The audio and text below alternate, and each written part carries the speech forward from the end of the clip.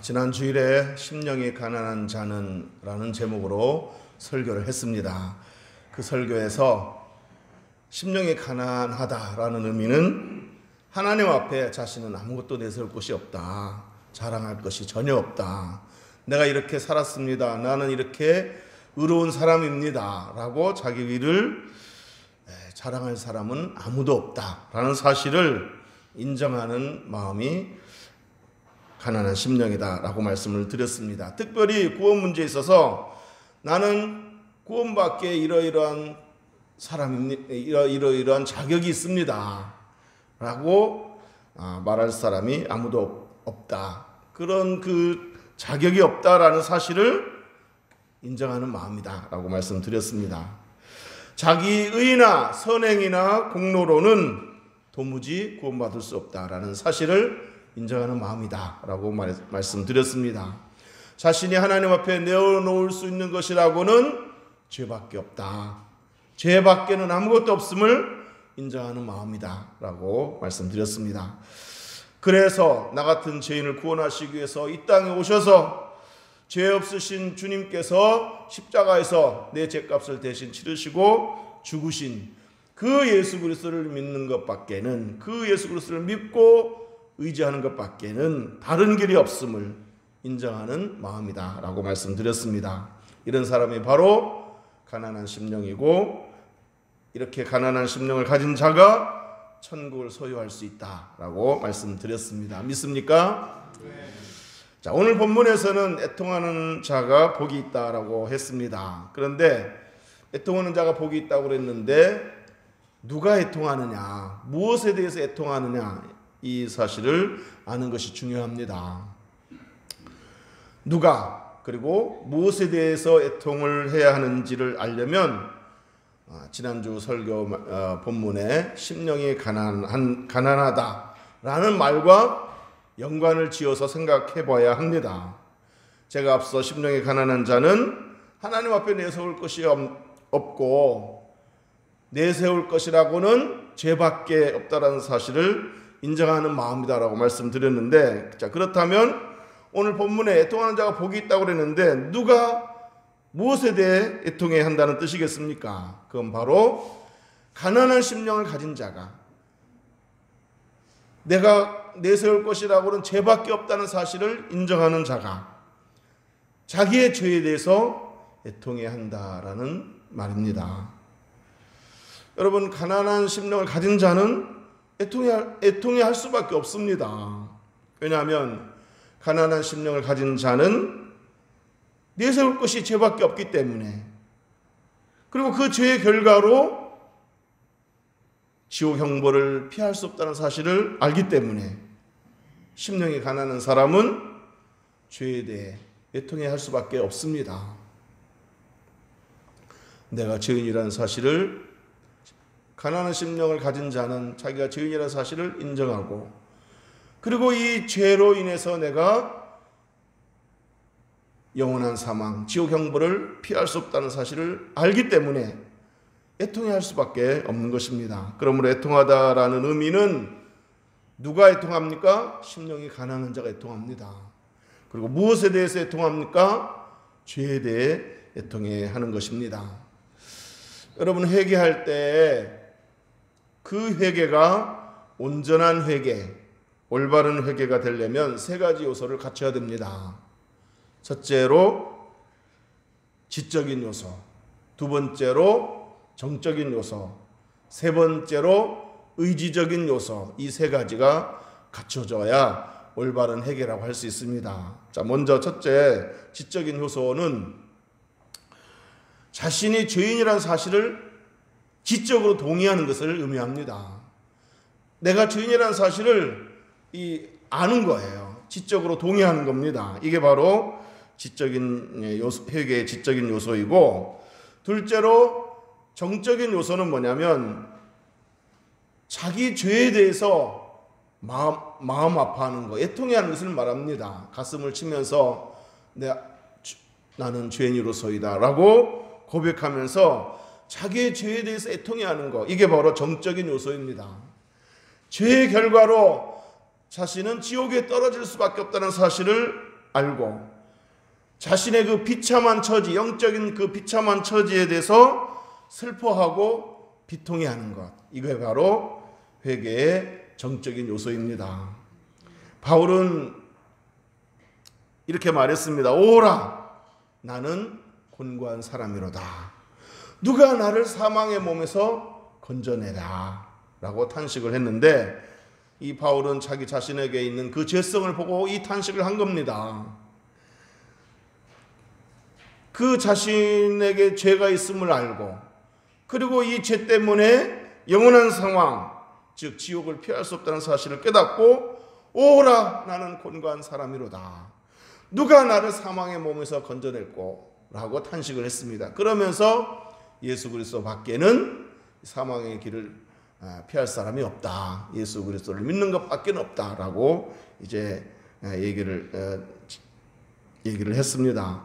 자, 이렇게 바울처럼 자신의 죄로 인해 지옥 형벌을 피할 수 없다는, 영원한 심판을 피할 수 없다는 사실을 깨닫고 탄식하며 비통해하는 거, 애통해하는 거, 이게 바로 회개의 정적인 요소입니다. 마지막으로 회개의 의지적인 요소가 있다고 그랬는데, 이 의지적인 요소는 자신의 죄를 예수 그리스도 앞에 자백할 뿐만 아니라 자기 죄를, 그러니까 지적인 요소, 자기 죄를 인정하고, 정적인 요소, 자기 죄에 대해서 애통해하면서, 그리고 그 죄를 자백할 뿐만 아니라 그 죄에서 돌이키는 것을 의미합니다. 그러니까 내가 이렇게 계속해서 살 수 없지. 그러니까 죄를 자백할 뿐만 아니라 내가 계속해서 이 죄의 길을 걸어갈 수는 없지, 이 사망의 길을 걸어갈 수는 없지 하면서 이제 그 죄에 대해서 돌이키는 것, 그것을 의미합니다. 자, 그래서 십자가의 보혈로 죄 씻음을 받고 이제 새 사람이 된 후에 더 이상 옛사람의 방식대로 살지 않겠다. 더 이상 죄의 습관을 따라 살지 않겠다. 새 사람으로서 이제 성령을 의지하고 성령을 따라서 거룩한 삶을 살려고 노력하겠다. 이런 그 결단, 이게 바로 회개의 의지적인 요소입니다. 자, 이처럼 죄에 대한 회개에는 세 가지 요소가 있다고 그랬죠. 지적인 요소, 정적인 요소, 의지적인 요소가 있다고 그랬는데, 이 세 가지 요소 중에 정적인 요소, 정적인 회개가 바로 애통하는 심령을 의미하는 것입니다. 그러니까 누가 무엇에 대해서 애통해야 한다고요?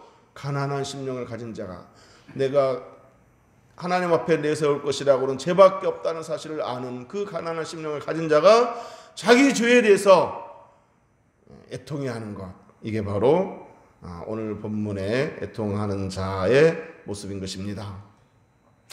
자, 그런데 죄에 대해서 애통하며 회개하는 심령은 구원받을 때도 필요하지만, 구원받을 때, 우리가 예수 믿을 때에도 나는 죄인입니다 하고 자기 죄를 인정하고 자기 죄에 대해서 애통해하고, 그리고 그 죄를 자백하고 그 돌이키는 거, 이 구원받을 때도 필요하지만 구원받은 후에도 여전히 애통해하는 그 심령이 필요합니다. 자, 이미 믿음으로 구원을 받아 하나님의 자녀가 되었지만 여전히 내 모습을 보면 구원받은 사람답지 못하고, 내가 믿음으로, 예수 그리스도를 믿음으로 하나님의 자녀 되었지만 여전히 내 모습을 보면 하나님의 자녀답지 못한 모습을 보게 될 때, 내가 구원받았음에도 불구하고, 하나님의 자녀 되었음에도 불구하고 하나님의 자녀답게 살지 못하고 있구나, 이런 사실을 느끼면서, 보면서 가슴을 치며 애통해하는 거, 이 애통해하며 회개하는 심령이 구원받은 후에도 필요하다는 것입니다. 야고보서 4장에 보면은, 야고보서 4장 8절 9절에 보면, 하나님을 가까이 하라, 그리하면 너희를 가까이 하시리라. 죄인들아 손을 깨끗이 하라. 두 마음을 품은 자들아 마음을 성결하게 하라. 자, 그러면서 9절에 슬퍼하며 애통하며 울지어다. 뭐에 대해서 슬퍼하고 애통하며 울라고 하는 거겠습니까?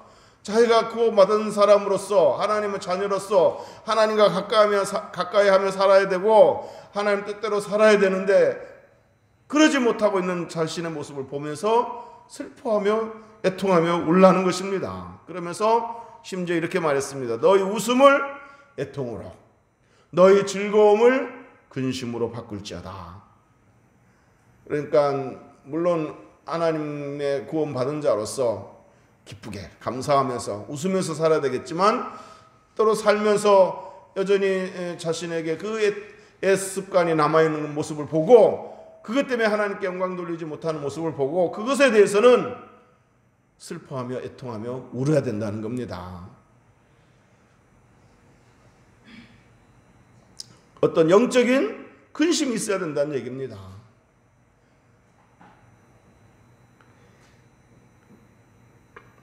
이미 믿음으로 구원받았고 이미 믿음으로 하나님의 자녀가 되었지만 아직 자신에게 하나님의 자녀답지 못한 옛사람의 모습이 남아있는 것을 보고 애통해 하라고 지금 야고보는 권면하고 있는 것입니다. 슬퍼하며 애통하며 울지어다. 애통해 하면서 회개하라는 것입니다. 이미 이렇게 우리가 애통해 하면서 회개하는 이유는, 그렇게 하는 이유는 구원받기 위해서가 아닙니다. 지금 저와 여러분은 이미 믿음으로 구원받았습니다. 자, 그럼에도 불구하고 우리가 애통해 하면서 회개하는 이유는 뭐겠습니까? 구원받기 위해서가 아니라 이미 구원받았기 때문에, 이미 하나님의 자녀 되었기 때문에 이제 하나님의 자녀로서 주님을 닮아가고 거룩한 삶의 열매를 맺고 뭔가 이렇게 믿음의 그 빛의 열매를 맺고 살아야 되는데 그렇지 못한 것에 대해서 애통해 하라는 것이지 구원받기 위해서 애통해 하라는 것이 아닙니다. 이미 저와 여러분은 구원받을 때 예수 그리스도를 믿음으로, 예수 그리스도를 영접함으로 이미 구원을 받았습니다. 그러므로 예수 믿고 나서 예수 믿은 성도들에게 애통해 하라는 것은 그것은 구원받기 위해서가 아니라 이미 구원받았지만 구원받은 자녀답게 살지 못하는 그런 모습에 대해서 애통해하며 회개하라는 것입니다. 믿습니까? 애통해하는 자에게는 복이 있다고 그랬습니다. 어떤 복을 말씀하셨습니까? 그들이 위로를 받을 것이며 애통해하는 자는 위로가 있습니다. 다윗이 시편 51편 17절에서 이렇게 고백했습니다. 하나님께서 구하시는 제사는 상한 심령이라. 하나님이여 상하고 통회하는 마음을 주께서 멸시하지 아니하시리다. 자, 이 고백은 누가 했냐면, 이 고백은 어떤 고백이냐면 다윗이 밧세바를 범하고 간음죄를 저지르고 난 후에 하나님 앞에서 눈물로 회개하면서 고백했던 그 고백입니다. 눈물로 회개했던 그 고백입니다. 다윗이 상한 심령을 가지고 내가 하나님의 은혜를 입고 살았는데 하나님 은혜로 이렇게 내가 왕이라는 지위까지 올라가게 됐는데 내가 이렇게 하나님 은혜로 비천한 내가 존귀하게 되었는데 내가 하나님 앞에서 이런 간음죄를 저지르다니 하면서 애통해하면서 눈물로 회개했을 때 하나님이 그 눈물의 해결을 받으시고 그 상한 심령을 위로하셨다는 얘기입니다. 그래서 다윗은 하나님께서 구하시는 제사는 상한 심령이라. 그러니까 죄 짓고 나서 하나님 앞에 죄를 범하고 나서 헌금 많이 드려도 소용없고 그 상태에서는 뭐 아무리 하나님께 뭘 갖다 바쳐도 소용없다는 거예요. 그때 하나님께서 원하시는 제사는 뭐냐? 상한 심령, 회개하는 심령이라는 거죠. 애통해하면서 회개하는 심령을 하나님이 받으시는 거지, 그 상황에서 회개하지 않고 헌금만 갖다 바치고 그런 하나님이 아니다는 얘기입니다.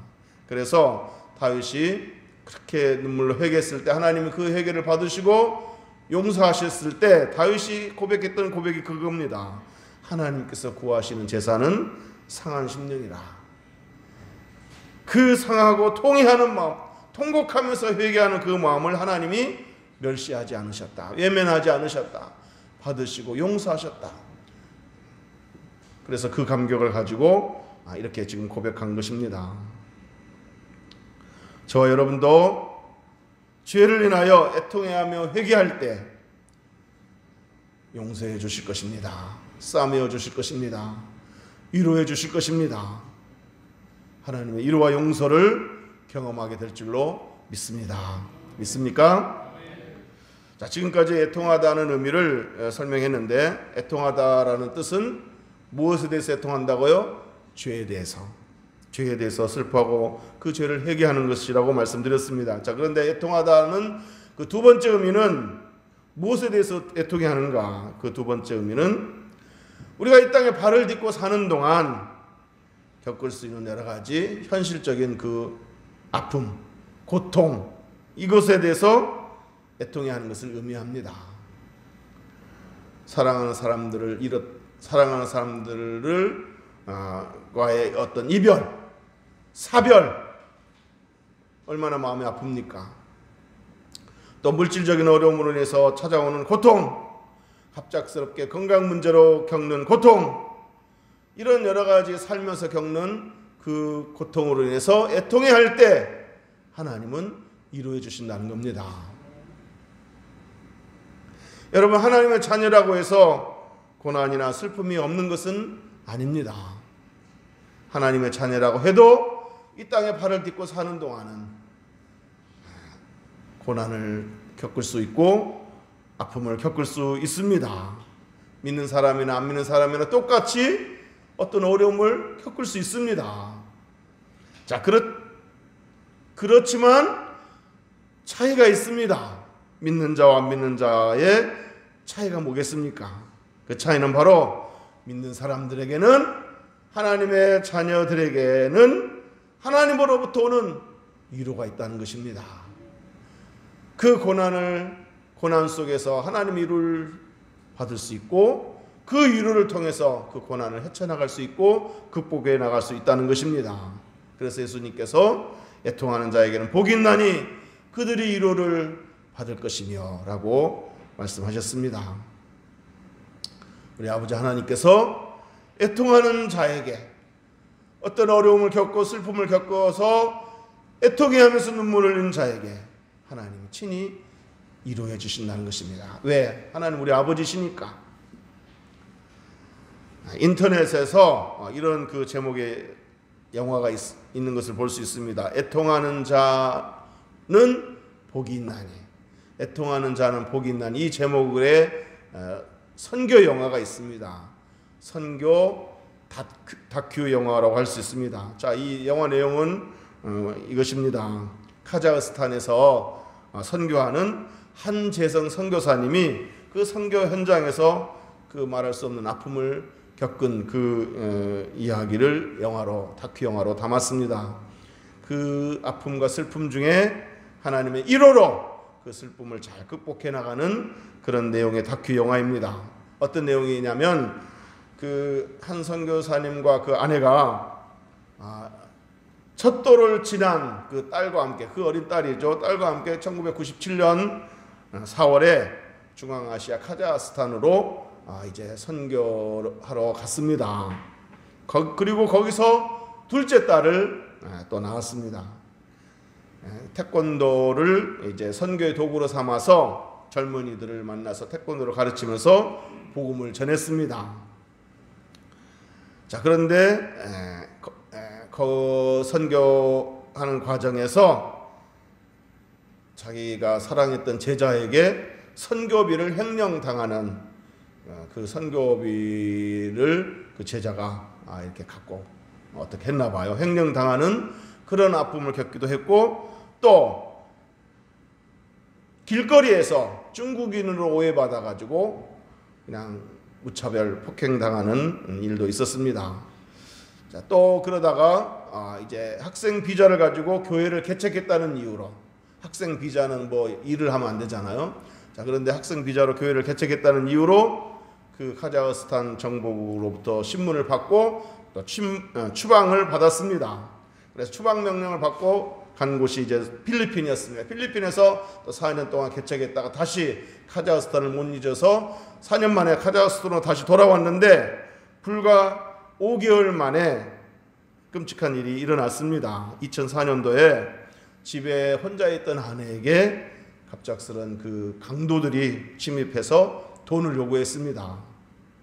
막 돈을 요구해도 뭐 가난한 선교사에게 뭔 돈이 있겠습니까? 돈이 나오지 않자 그 아내를 이렇게 손과 발을 묶고 이렇게 고문을 하고 결국에는 둔기로 머리를 쳐서 뇌출혈로 사망을 했습니다. 순교하고 만 것입니다. 그 당시 이제 한 달만 지나면 결혼 10주년이라고 합니다. 10주년을 맞게 되는데 그 아내가 35세의 그 나이로 순교하고 말았던 것입니다. 자, 그 후에 한국에 돌아와서 안식년을 보내고 있던 어느 날 사무엘상 2장 6절 말씀을 읽고 눈물을 흘렸다고 합니다. 그 사무엘상 2장 6절 말씀에 이런 말씀이 있습니다. 여호와는 죽이기도 하시고 살리기도 하시며. 자, 이 말씀을 이 선교사님은 이렇게 해석했다고 그래요. 아내는 순교의 사명이 있었기 때문에 하나님이 데려가셨고, 자기 자신은 계속해서 살아서 순교적인 삶을 살아야 하기에 그 사명이 있기 때문에 남겨놓았다, 살리셨다, 이렇게 해석을 했다고 합니다. 자, 그는 한국에서 이렇게 안식년을 보내고 다시 또 카자흐스탄으로 갈 계획을 세우고 이렇게 말했습니다. 나의 생명과도 같은 아내를 드렸으니 이제 내 생명을 죽게 드리는 것은 아깝지 않다.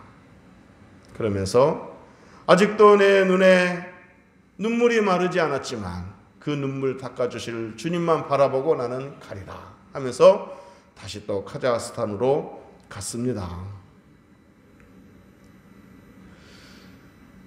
하나님께서 그 애통해하며 통곡하며 눈물을 흘렸던 그 한성 교사님의 눈물을 닦아주셨고 또 위로해 주셨고 또 계속해서 선교할 그 불타는 사명을 주셨고 용기를 주셨습니다.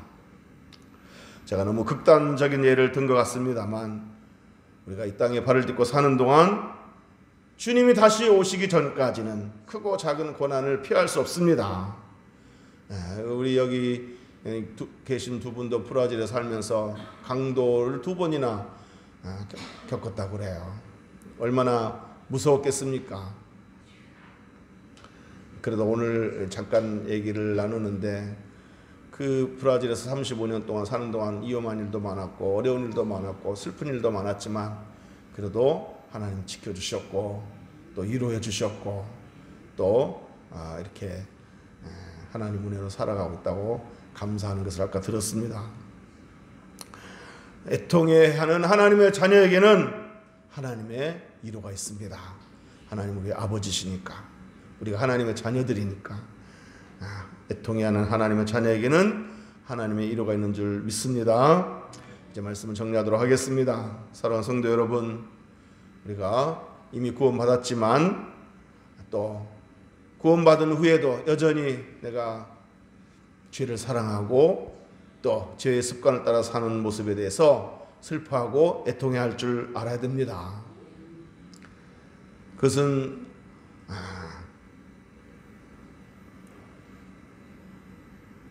우리가 애통해하며 회개하는 이유는 구원받기 위해서가 아니라 이미 구원받았기 때문에 구원받은 자녀로서 살아가려고 하는 그런 마땅한 태도이기 때문에 그런 것입니다.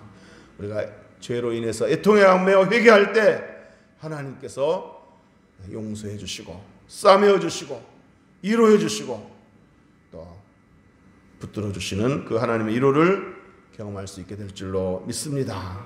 자, 그리고 살아가면서 삶의 무거운 짐이나 예기치 못한 어떤 슬픔이 찾아왔을 때 그 무거운 짐이나 슬픔을 하나님 앞에 가지고 나아가서 애통해하면서 눈물을 흘리며 간구하면 하나님께서 안아주시고 붙잡아 주시고 위로해 주시는, 새 힘 주시는 그런 하나님의 위로를 경험하게 될 줄로 믿습니다. 믿습니까?